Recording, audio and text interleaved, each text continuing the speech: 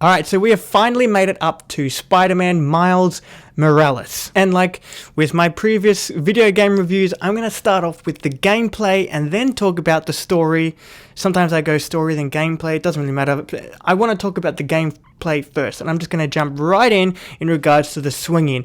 It's different, yes. In my opinion, it's actually better. I like the fact that he's swinging and it feels like he's just falling. Like that's what it feels like. It feels like he's falling and then catching himself by swinging. And yeah, you do feel like a god with Miles' newfound abilities. His Venom Strike, his camouflage. Yeah, remember those big guys that were actually harder to take down than your average goon in the first game? They're nothing in this game. You use your Venom Strike on them and they're nothing. They don't matter to you at all. Also, when you go invisible, you see all the goons around you react like, what the fuck? Holy shit, the other one never did that. I really love that. If you were just jumping into this game and hadn't played the first one, it wouldn't feel the same. But one of the things I personally really loved about this game was actually the finishes. I loved this more than the finishes in the first game for some reason. They looked so much more lethal and fun too. Now there is one side mission that I have to mention for this game, and it's that one side mission where Miles goes looking for a cat also named Spider-Man. It was the cutest thing I've ever... I don't know what it is with Marvel and cats, but it was so adorable. I loved it. I loved it even more because they bring the cat back later and you can actually swing around with this cat on your back in a backpack. I used that for a majority of the game, just swinging around with Spider-Man as Spider-Man. So when it comes to the gameplay, I love the side missions as I did with the first game. I love the fact that there's just enough in this game to make it feel like its own thing. But if you permit me to go a bit more on the negative side, I do have some things I want to talk about. The opponents in this game, that being Roxxon and the Underground, are basically a copy and paste of the same opponents from the first game, that being Sable and the Demons. The Underground can conjure weapons out of nowhere. They have this technology where they can just conjure weapons, guns, swords, shields, or whatever, exactly like the Demons. And then you have Roxxon, who are these really well-armored guys with guns, rocket launchers, and also tanks, just like Sable. So I will admit, it did feel a bit like copy and paste, as I said, from the first game. And the reason why I say this is because I felt the same for the map as well.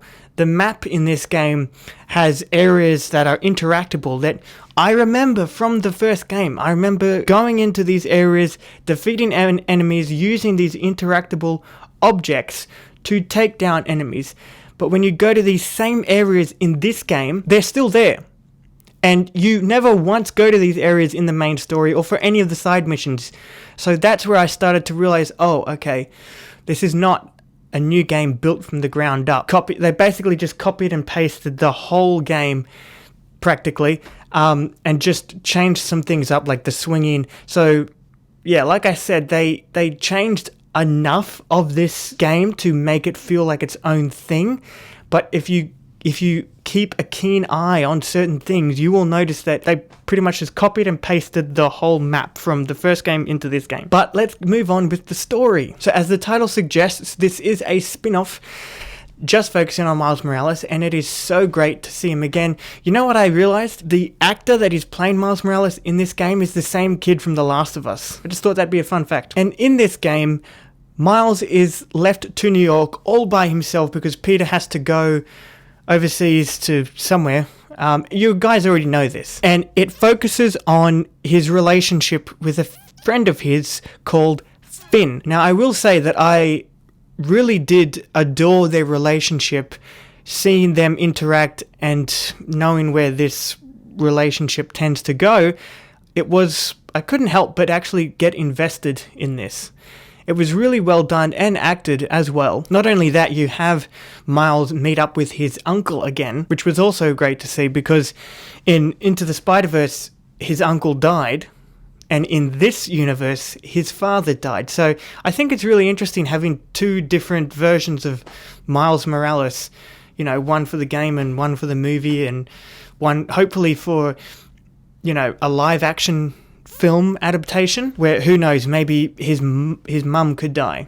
That would be interesting. Or something else entirely different, because Miles does exist, I think, in the MCU, because we did get to see his Uncle Aaron Davis in Spider-Man Homecoming, so possibilities, we don't know. And when it comes to Miles' story for this game, a lot of his origin story, like I said, his father died in the first Spider-Man game. We already feel quite invested in this character by this point if you're playing the video games. So this story has Miles looking after New York all by himself, as mentioned, as we all know, and it feels a lot like Spider-Man Homecoming in the way that he is still very young, he's still very new at this, he doesn't know what he's doing, and he's making a lot of mistakes. In that, feels a lot like Homecoming, and he's having to prove himself. Also, can I just say, that one scene on the bridge, that was cool, that was badass. But now I have to go back onto my negatives with this game, and it's the same complaint. The story also feels a bit of copy and paste from the first one, because in the first one you had Mr. Negative, who had a huge grudge against Norman Osborn, who's this corporate douchebag, who we all know who Norman Osborn is. We all hate him, okay? We're all on the same page as Mr. Negative, but Mr. Negative took it too far and became the villain, right? And took over a group that could conjure weapons out of nowhere. And in this game, the villain does the same thing and has the exact same motivation almost. She has a grudge against this corporate douchebag. And this corporate douchebag is also commanding an army, a well-armored army that drive around the city in tanks. Again, this feels very copy and paste or Command C, Command V. It feels the same. And I couldn't help but notice it, and I had to be honest and mention it in my review for this game, because once you notice it, or once you realize that and see it in the game, you can't help but not see it. That said, it didn't really diminish my enjoyment of the game. I still really thoroughly enjoyed the game.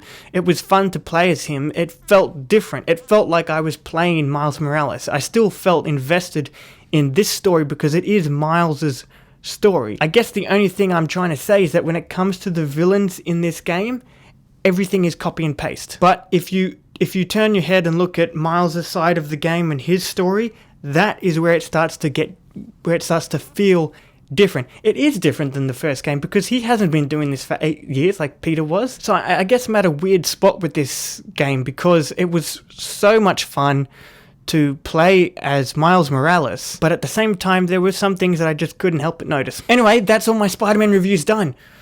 Next is my review for Spider-Man 2. I'll see you in that video. Yeah, remember those big guys that was so hard to fucking... What? Now I see what I've done wrong. I'm just gonna start this whole thing again because that was fucking shit.